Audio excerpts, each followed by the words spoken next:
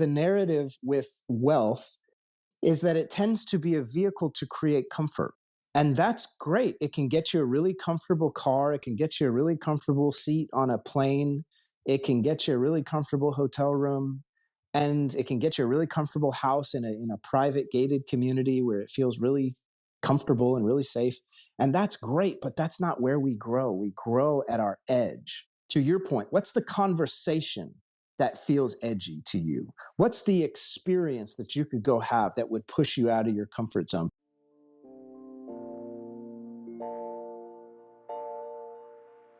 Welcome to the Legendary Life Podcast, where it's all about taking control of your health, losing fat, transforming your body, and living the life you deserve with celebrity fitness trainer and longevity enthusiast, Ted Rice.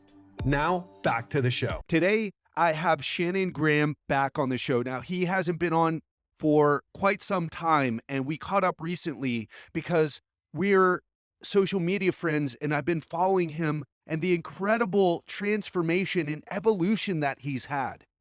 Now, if you don't know Shannon, he's a coach, but he's the type of coach when I'm looking at coaches and how to step my game up and how to transform my clients' lives at a higher level, Shannon is one of the people who I look to. And he has an incredible new business that he started. And it has to do with sending people into space. And our topic for today is about achieving the impossible. I don't know what that word means to you, but for me, it means setting bigger goals, things that might make us feel a bit uncomfortable, like perhaps what Shannon's doing, sending people into space as part of a self-development program. How incredible does that sound? If that has you intrigued, then you're going to love this conversation today about how to make the impossible possible.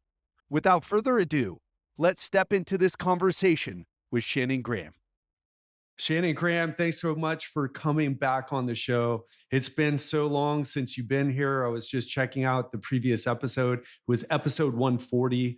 We're in, I think, the 400s now. So it's been a while, my friend. It's been a while. I'm happy to be back. Yeah. And for those of you who don't know Shannon, he is a coach who helps visionary leaders achieve the impossible. In fact, one of the things that you're up to right now that we're going to dive into sounds, I was talking to some friends about it, some entrepreneurs and my cousin about it. It sounds impossible what you're helping people with. And I just want to catch up with you and just ask, like, what have you been up to throughout these years and the COVID changes? You're thriving right now. Just to, hear a little bit about the journey of the past few years. Yeah, absolutely. Yeah, the last few years have been a trip, man. So in 2008, when the stock market crashed, my business had a record year. And the reason for that is because when uncertainty hits, the one thing that's most valuable during that time is certainty. And I work with leaders. So when COVID hit, there was a lot of uncertainty that got created. How are we going to navigate this? How do we continue to still create impact? All the things. And so that was a record year for me as well, 2020. And I've been able to kind of ride that over the last couple of years as well. And so it's been great, man. And yeah, I've just also been really focused on how do I expand myself? I think that anyone who has a business, whether it's a product or a service, should be thoughtful about how do I deliver a better product and how do I innovate it? How do I make it more valuable ultimately? Even if it's highly valuable already, I think that's what people get caught up with sometimes is like, if you've created something that's really good, sometimes people will rest on their laurels a little bit and focus on more sales rather than more excellence. And so I've been focused on both. Love that. Yeah. I can't say 2009 was a record year for me, but certainly COVID was a great time. As you said, it created a lot of uncertainty. And when people feel that, they're looking for something or someone to give them more clarity, to give them more certainty. I would love to talk about that a bit. Now, this show, we talk to entrepreneurs, we talk to people who want to make big change in the world, who want to achieve the impossible, right?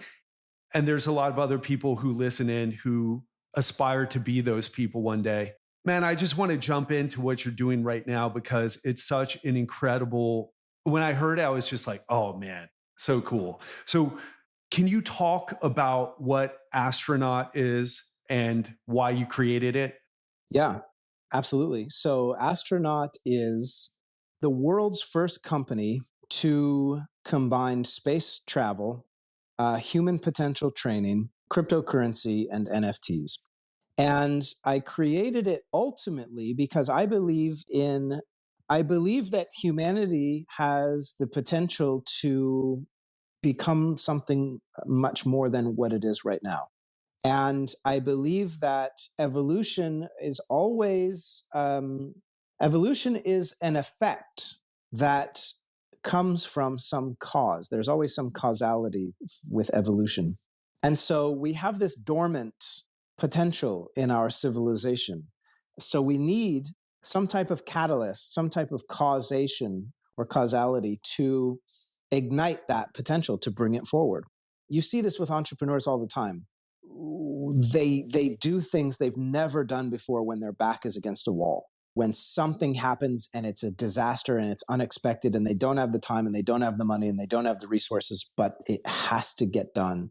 Their back is up against a wall. They go to a level of resourcefulness and creativeness and tenacity and stick-to-itiveness or collaboration or whatever that they've just never been to. But without that impetus, they don't experience that. So it's kind of fascinating. And so Astronaut really seeks to be the lead domino to tip humanity towards what I call a tier one civilization. Kardashev was an astrophysicist back in the late 50s, and he theorized that there is intelligent life beyond us in the universe. And if that's true, then there's probably multiple levels of intelligence, and that those different levels of intelligence correlate to different tiers of civilization. And so I believe from a consciousness standpoint and a technology standpoint, we have the potential in the next 50 years to reach a very, very high level of existence, both technologically and consciously. And we need a catalyst for that. And so Astronaut ultimately seeks to send people to space who want to make the world a better place. And what happens when you go to space, I haven't been yet, but when you see the Earth from space, you have this unprecedented perspective. You see the Earth in a way that you've never seen it before. You see it without borders. You see it without boundaries. You see it without race or religion or creed. You see it completely as it truly is, which is one planet, one human race. And you also see it against this backdrop of just vast nothingness, blackness, and you realize how fragile it is.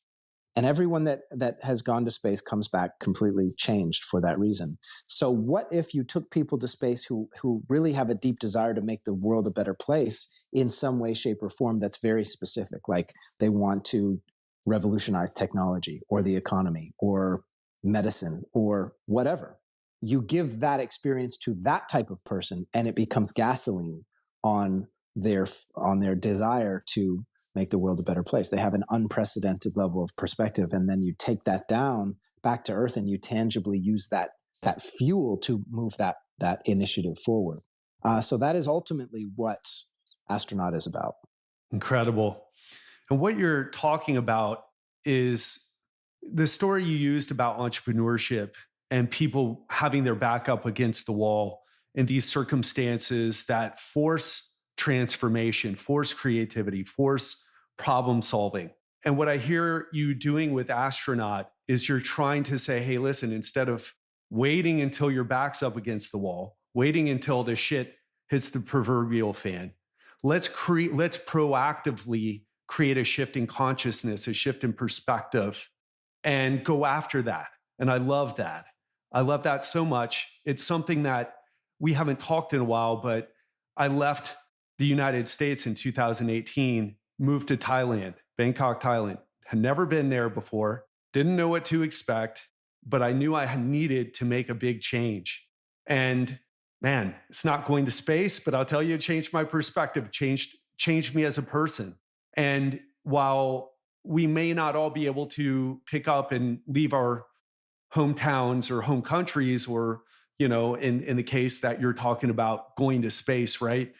We all can. So if you're listening to this, you're like, I ain't never going to space. I don't know about that. Well, don't count it out. But the idea here that I hear you talking about, which I'm very much into, I'm all about, is that we need these experiences to somehow drive a shift in consciousness. And without that, the Netflix, the Apple Plus series, the going out to eat and having the gold leafed tomahawk ribeye and downing a few glasses of Petrus, or buying a new car, buying a new house, those things, they're fine. There's nothing wrong with them, but it really doesn't cause the shift.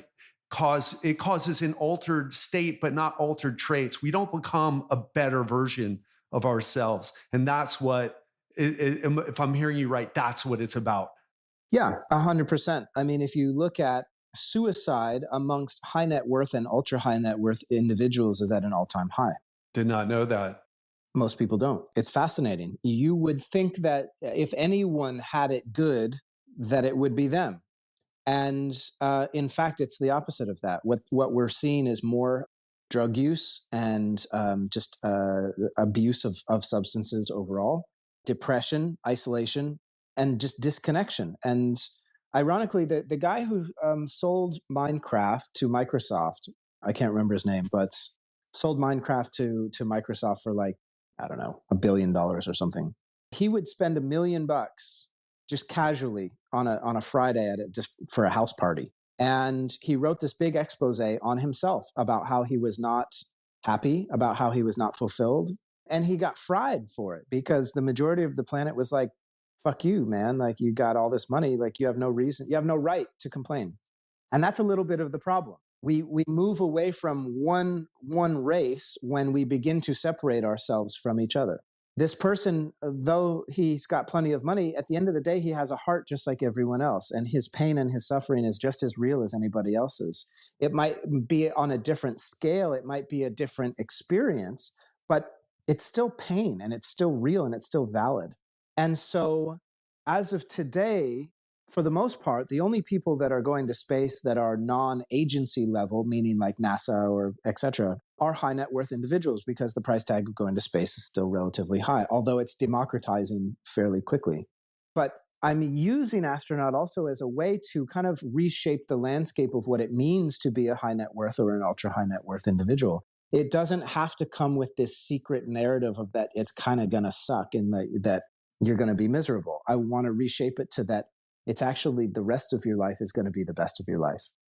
And going to space is actually not the peak of your experience. The impact you create and who you become is actually the highest part of that. So yeah, there's a lot of cool pieces to the puzzle.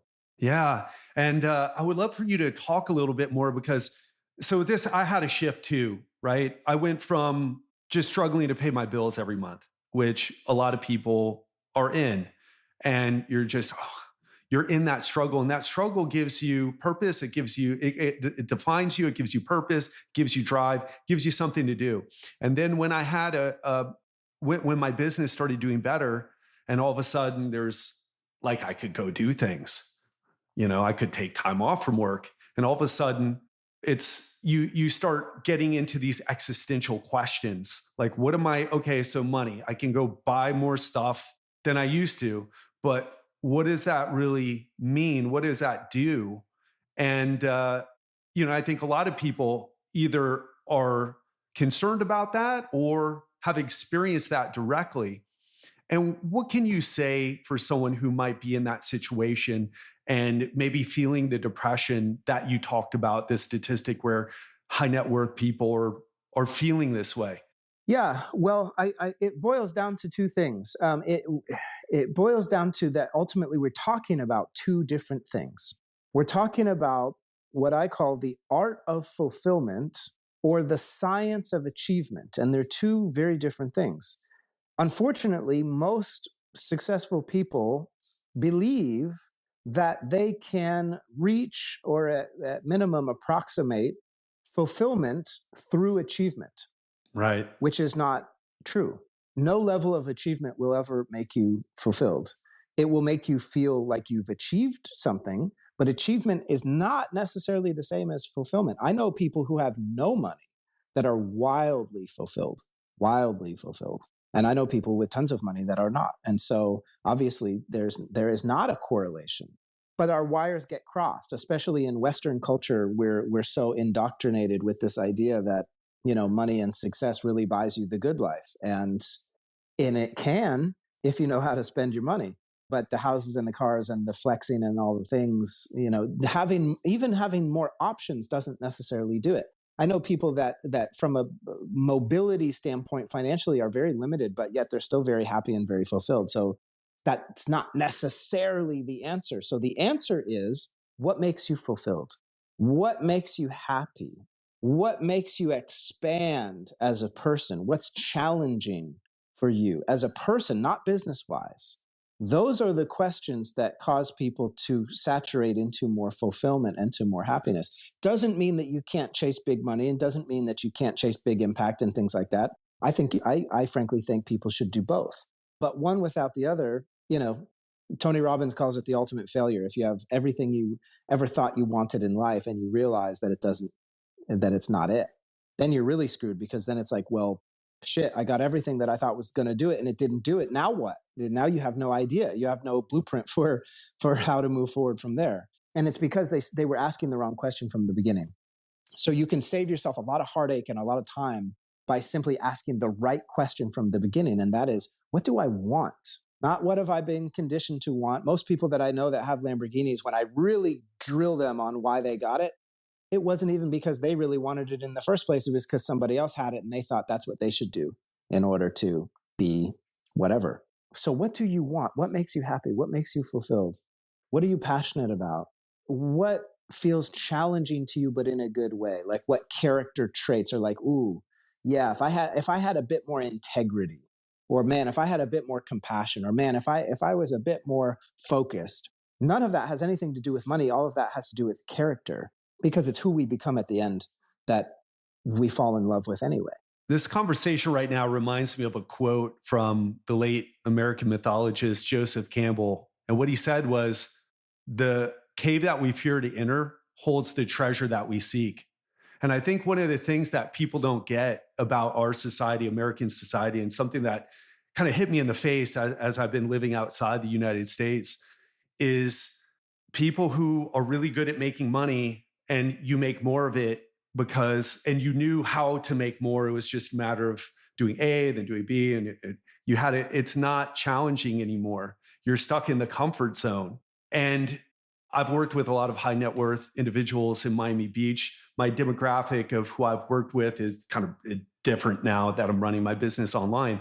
But when I was in Miami Beach, especially, which attracts a certain type of person, in the party scene and the social scene and the showing off scene, it's like, well, hey, let's go do this thing. Like, oh no, there's people who are afraid to have a conversation with someone that they're close to, but they'll go crush it in business. Or there's so many examples of this, and that's what I feel like you're talking about right now. Yeah, you're 1,000% correct. The challenge is also the narrative with wealth is that it tends to be a vehicle to create comfort. And that's great. It can get you a really comfortable car. It can get you a really comfortable seat on a plane. It can get you a really comfortable hotel room. And it can get you a really comfortable house in a private gated community where it feels really comfortable and really safe. And that's great, but that's not where we grow. We grow at our edge. To your point, what's the conversation that feels edgy to you? What's the experience that you could go have that would push you out of your comfort zone? Because that's where we grow. So what happens is these guys get all these luxuries and they're super comfortable, and it's great for a while, but it really doesn't last very long, because our desire, our innate human nature is to expand, is to grow. And so you're comfortable for so long, and it's nice and it feels good. And then your soul is like calling for something different, because you cannot sit at the table of success for that long. You got to get back out into the game. You got to get back out into the field where there's danger and there's risk and there's uncertainty. And ultimately there's growth. right? Our scars are just representations of that we were bigger than whatever tried to kill us. And, so if we go too long without getting in the ring and taking some punches, we lose that edge to begin to generate wealth, and then to have the insight or the consciousness to be able to say, great, now let's use it to continue to put myself in situations that makes me uncomfortable. That's the intelligent thing to do. That's the way forward. 100%.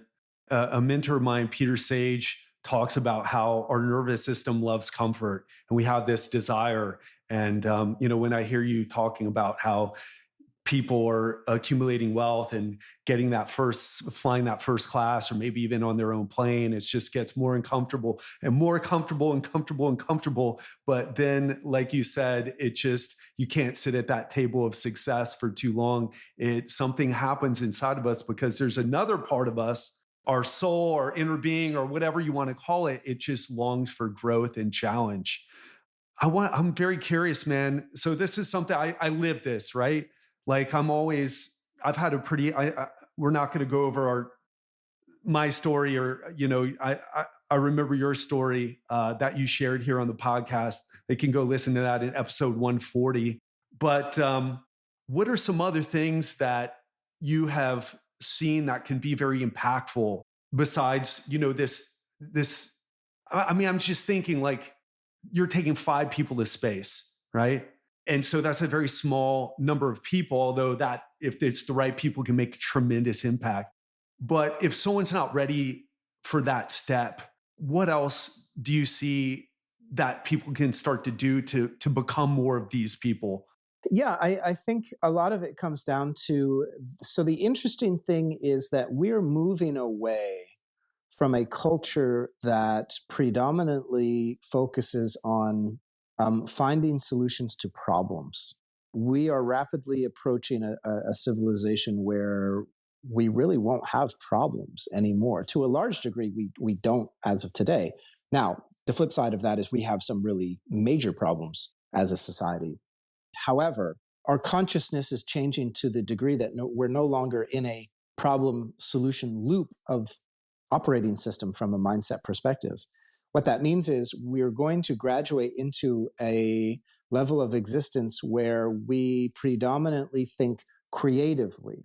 So it's the difference between many businesses look for problems to solve in the world because the solution to those problems is valuable, and that's how they generate revenue. That's cool. But then you have something like art. You have a guy like, what's his name, Beeple, who just sold his NFT for $69 million. The question is this: what major world problem did that solve?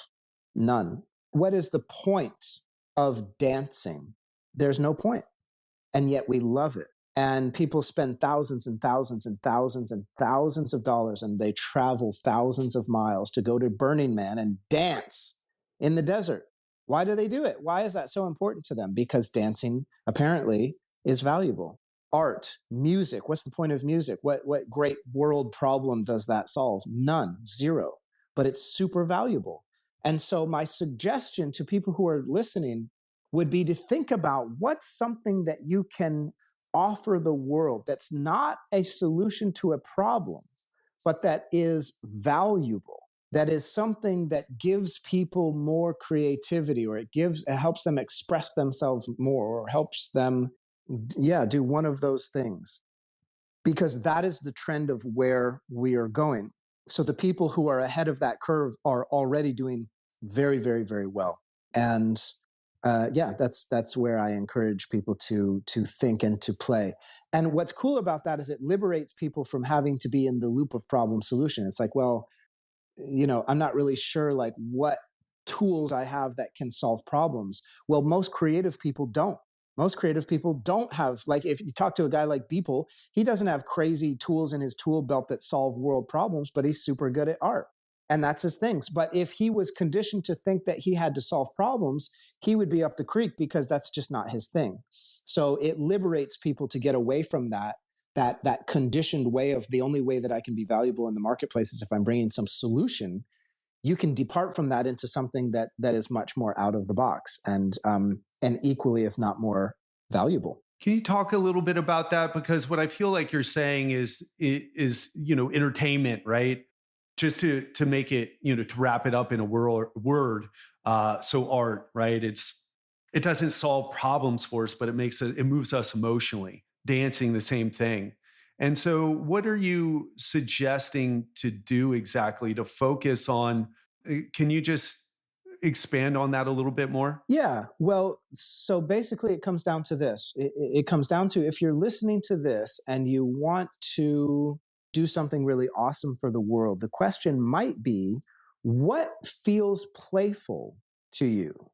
Instead of like, what problem can I solve, which is what most entrepreneurs think about, the question might be, what feels most playful to you? What can you bring to the world that feels playful, that feels joyful? And I don't necessarily like the word entertainment, because we very much live in a world of entertainment right now, so that's not inaccurate. But what I'm really getting at is something that the more people that engage in self-expression without being attached to problem solution thinking, the more it liberates other people to do the same. And so really you become just as powerful as an Elon or as a whoever, simply by existing through your self-expression, because other people look at you and go, wow, Ted is so self-expressed, and it by proxy illuminates them to be self-expressed in their own way. And the more people that live that way, the better. And so, to think about like, man, I could start a podcast, or I could start a YouTube channel, or I could make some kind of art, or I could do something that it feels really joyful to me, is so much of the path forward. So, what lights us up inside? Yeah, what lights you up? What if you didn't even have to worry about getting paid to do it? What would you do? Or if you just had a crazy amount of money sitting in the bank, and you just woke up today and you were like, man, what feels really playful and joyful for me to do today? That's probably the thing you should go do. Well, for me, it's having more of these conversations, but doing them in person in a studio and speaking on stage, which is in the works for me. Yeah, that's awesome. Very cool. And let's talk a little bit. Let's go back to Astronaut. Like, who is this for? Well, it's at this time, in the future that it will change. But as of right now, it's for a very particular type of person. It is for a person that is high net worth or ultra high net worth, that wants to go to space, that also wants to make a big difference in the world, and they're very clear on how they want to do that. So that obviously, in relation to the grand population of Earth, that's a very, very, very small amount of people. And what's cool is, what I've discovered about tipping evolution is that it really only takes a couple of people to do something really profound in order to create a en masse upgrade on a civilization level. Yeah, I could see that. And talk to me a little bit about, like, because what you didn't call it, you've called it astronaut training in other places, or space travel training. I forget the term you used, but you used a different term today, like self-development. What was the term you used?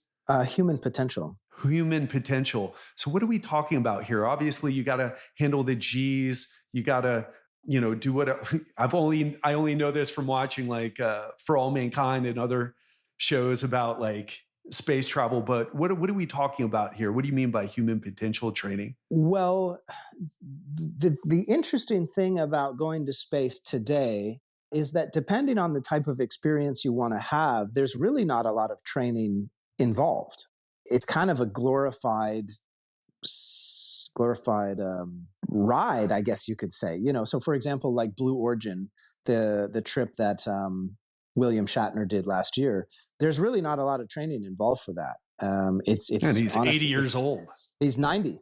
Or 90 years old. Wow. He's 90. So for a guy like him to be able to do it is a little bit indicative of like what's involved as far as training. Now, if you want to go to the ISS, or if you want to go to the moon, or if you want to do some of these other things, obviously the training is much, much more intensive. But the point is this: the human potential training from Astronaut has more to do with personal development than anything else.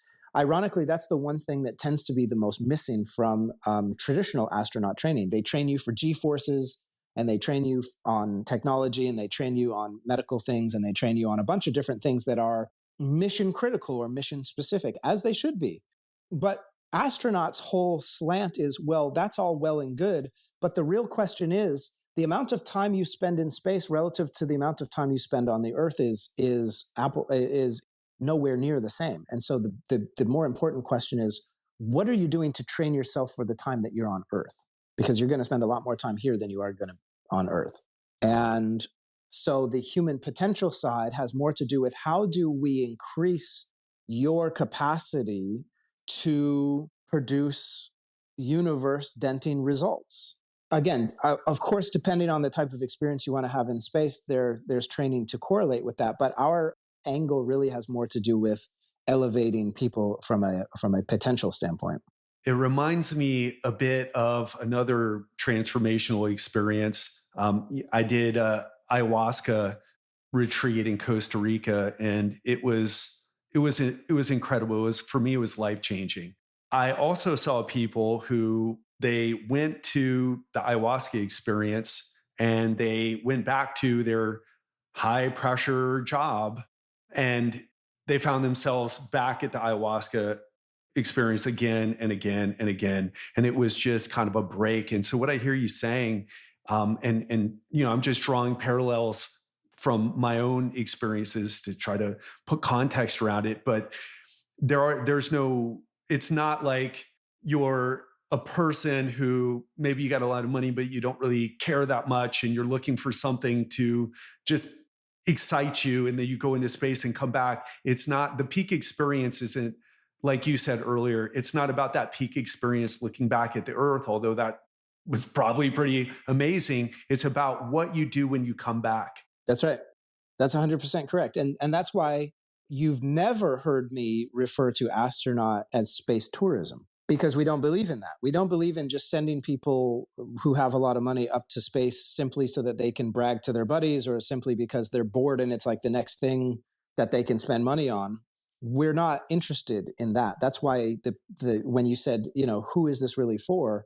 I didn't just say high net worth individuals. I said high net worth individuals that have a very deep desire to make the world a better place, because it really is all about what do you do when you come back, and how do we put the majority of our energy and our training and our focus on that side of the equation.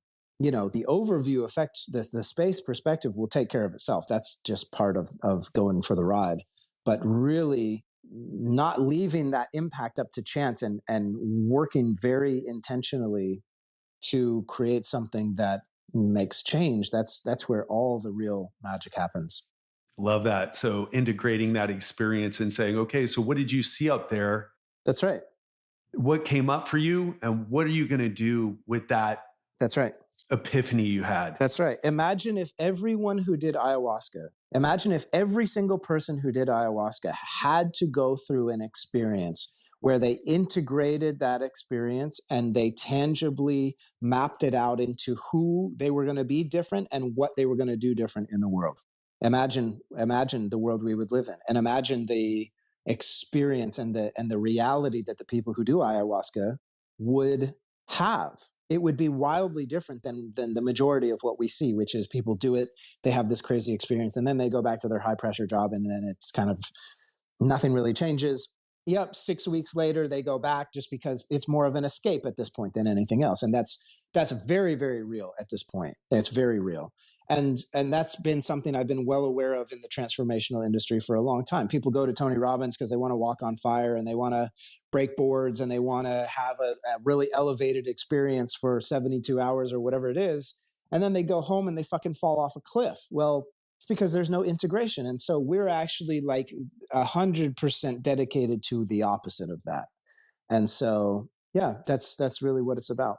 Yeah, I love that, man, because it's okay. I don't want to talk bad about anybody, because it's not on the pressure isn't on, Tony, for example, you brought up, or a lot of these places. It's like people say to integrate, but it's just how well do they do it? And also it's a two-way street. The person's got to want to do the work. So you're looking for people who are ready to do that work. That's right. Incredible. And so obviously, if you're listening right now and you're like, whoa, this is something I need to figure out more, I need to learn more about this, you can go to astronaut.space, but it's spelled ASTRANAUT. ASTRANAUT.space. So it's ASTRANAUT.space. Yeah. And 5 NFTs, 5 astronauts, 5 trips to space, 5 unprecedented timepieces as well. Incredible. And I see the launch is over. So you already have the 5 people, or? We officially launched last week at the North American Bitcoin Conference. Oh, very cool. Okay. So there's time if you want to be part of this, you know where to go, that astronaut.space. Very cool. And Shannon, man, it's been such a pleasure connecting again. And what would you say to the person right now, like listening to this? What would you want? What's the one thing you'd want someone listening to this interview with you? What's the one thing they should take away from it? I think the biggest thing would be to listen to what you want. I think we get so confused with that. It happens to be the hardest question on the planet for people to answer. What do you want? It's so simple. It's such a simple question, and yet it's the hardest question on the planet for people to answer. And it's because they're predominantly concerned with what they don't want. Most people are very aware of what they don't want. But unfortunately, the way that we create our reality is through our thoughts. And so if we're focused on what we don't want the majority of the time, then unfortunately, that's what we get. The universe, unfortunately, doesn't filter that and be like, I know what you're really trying to say. So to sit with that question, what do I want? What do I want? To have the courage to really answer it. Who do I want to be? What do I want to do? What do I want to have? Where do I want to go? What do I want to give? And to just be as beautifully honest as you can be with the answer to those questions. Because what's awesome is when you answer those questions, it typically leads you to a very, very high level of clarity. And that clarity also informs what's not important, which some people, again, are very aware of, but some people are not. But that clarity allows you to have certainty, and certainty allows you to move forward and to experience life in a very beautiful way. Shannon Graham, powerfully stated. So excited to connect with you again. Love the conversation. Can't wait to see what becomes of Astronaut and the transformational change that happens after you take people up into space. So incredible, man. Thank you so much for your time. Yeah. Thanks, Ted. Thank you so much. That's it for today, my friend. I hope you learned a lot from this conversation with Shannon Graham. I hope you come away from this inspired, thinking about life differently, thinking about your goals differently, thinking differently about what is possible for you. So until then, we're going to meet again on Friday for another Real Talk episode. And this time we're going to talk about motivation and a secret way that you're sabotaging your health. So if you want to understand this nebulous idea of motivation a bit better and the manipulation that's going on in the health and fitness industry, you're going to want to hear this episode. So tune in on Friday. But until then, have an incredible week. Speak to you then. Okay, I've got something exciting to share with you. Over the past few months, my team and I have been working hard behind the scenes to create something special for you, my listeners. If you're an executive, entrepreneur, or other high performer looking to lose 20 to 30 pounds of fat, transform your body, and to do it all without giving up your favorite foods or your social life in the process, then you're gonna wanna hear this. I've never done anything like this before, but I'm confident it's going to help you win big with your health in 2022. So if you're excited to see what I have planned to help you, go to legendarylifepodcast.com/Facebook to join my exclusive Facebook group. Again, that's legendarylifepodcast.com/Facebook. See you inside.